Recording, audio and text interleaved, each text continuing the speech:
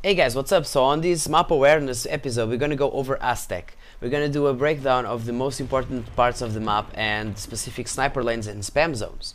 Now, speaking of sniper lanes, this map is not CT or T-sided when we're speaking of sniper lanes. It's actually really balanced. It all depends on the spawn points you have. If you have a forward spawn point, sometimes you notice that you spawn like 2 meters ahead of the rest of the group. On those situations, that means that you can arrive at these positions hopefully first than any other counter-terrorist. But bear in mind that sometimes the same thing happens for the counter-terrorists as well. So it's a risk. If you want to risk and show up here, it's really up to you. Usually I do risk it. When I realize, if I realize that my spawn point was ahead of the entire team, that I will take advantage of that and rush to one of these two positions. Now, this is obviously a sniper lane, but again, it's not CT nor T-sided, but the CTs hold the advantage on the sense that they can actually see both sides of the boxes right here, alright? So they can see both sides, which means that they will see and know if you passed behind those boxes or not. The same thing does not happen when you are a terrorist. If you look to the terrorist boxes, counter-terrorist boxes, you cannot see the left side, you can only see the right side right here. So bear in mind that they always hold the the advantage of the surprise element. Now, speaking of sniper lanes, let's also talk about spam zones. Spam zones is, you know, specific places on the map where lots of grenades will drop. Now, this is obviously a spam zone, but it's not really an easy spam zone, and this is why. For you to throw a grenade and for the grenade to successfully hit this specific part of the map without the grenade bouncing on some random wall or wood and end up falling in the river, or you know, you're not getting killed while you are throwing a grenade, it's really hard. So it's unlikely, if you are playing with a bunch of beginners, it's really unlikely to see any grenades drop here. But just to be sure, just to make sure, stay behind the boxes. This way you can barely get hit by any grenade, alright? The same thing applies as a counter-terrorist. Stay behind the boxes, because this zone right here where I am is obviously a spam zone as well. Now, let's talk about the other part of the map, which is the double doors in the middle.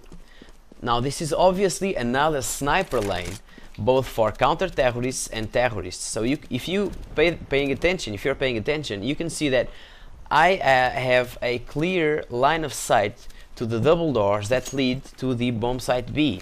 Alright, so this is actually a bomb site right here, which means that if you're a good sniper and if you manage to arrive here before the counter-terrorists, there's a higher chance for your team to take this whole area of the map and actually plant the bomb safely. Of course, you always have to pay attention to the middle corridors here and to some occasional counter-terrorists that sneak through these doors and try to kill you as you plant the bomb.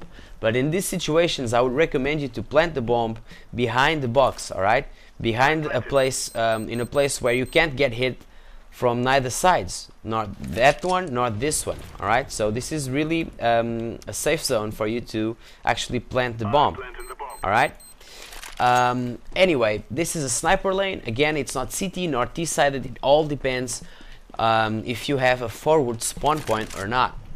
Even so, if you want to be safe, just throw a flashbang over this wall, because that extra second, it won't blind completely, it won't blind the counter-terrorists completely, because it will blow halfway through, like more or less here. Which means that you won't completely blind your opponent, but it will give you an extra second where the screen of the counter-terrorist is white, and that extra second sometimes is more than enough for you to show up on your double doors right there and take down the counter-terrorist, or at least force them to go behind the double doors, thus giving your team room to advance on the battlefield. Alright, again, this is obviously another spam zone. Lots of grenades will drop here. Most of the times they are thrown by the counter-terrorists, because if they rush this position, if both teams rush at the same time, the counter-terrorists arrive at this position first, alright, than the terrorists. So basically they also spam grenades to prevent you guys, if you're playing terrorists, to even cross these double doors. They will throw flashbangs on top of this wall, they will throw molotovs here so you can't rush. So it's really a spam zone. So if you're trying to be a sniper and trying to kill that guy, do it fast. Don't just hold this position like for lots of seconds, because what will happen is, if no one is showing on those double doors, you will most likely you will get hit by grenades coming from this side. Alright, so do it fast. Whenever you want to kill the sniper, show right here. If he's not showing up, you go behind these boxes, because it's safer than just staying here. Alright, there's a smaller chance for you to get hit by grenades if you are actually behind these boxes. And also you have a direct view for the Mᴏʀᴏᴡ, and you are covered from that sniper over there. So if you have to advance as a sniper, do it behind these rocks. Alright, really important. Now, speaking of sniper lanes, there's another sniper lane, and this time this is 100% CT-sided sniper lane, which is this one, through the river. Right, river is an option, but it's not a good option. I always bet on the double doors, because the bridge right there, it's obviously a choke point, is a bottleneck. It's really hard to get past that without suffering some severe losses on your team. And if you go through the river, what happens is the counter-terrorists will always see you first. Alright, they will see you first, they will see your feet before you see the counter-terrorists. So again, they hold the advantage for sniping and for spamming grenades onto the sides and doing lots of damage and probably holding you back in the river. So most of the times I associate the river to a huge ass trap. Avoid going there unless you have a really good tactic going on. So basically this is it. You have three sniper lanes: the sniper lane on the bridge, the sniper lane on the double doors, and the sniper lane that leads to the river. Now, spam places, you have the spam places on the double doors and basically the spam places on the bridge. So it's a really simple map in terms of balance for sniper lanes, but in terms of you know, game balance, the counter-terrorists hold a huge advantage. So this is why grenades are really important in this map.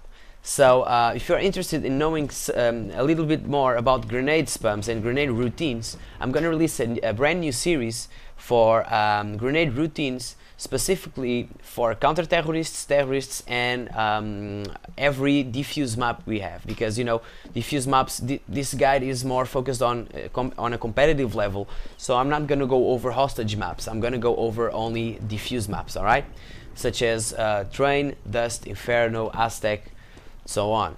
So I hope you found this video useful. If you enjoyed the video, don't forget to give it a thumbs up. That really helps me. And if you have any suggestion at all, leave it on the comment section, because without your feedback I can never improve. Okay, so guys, thanks for watching and take care. Cheers.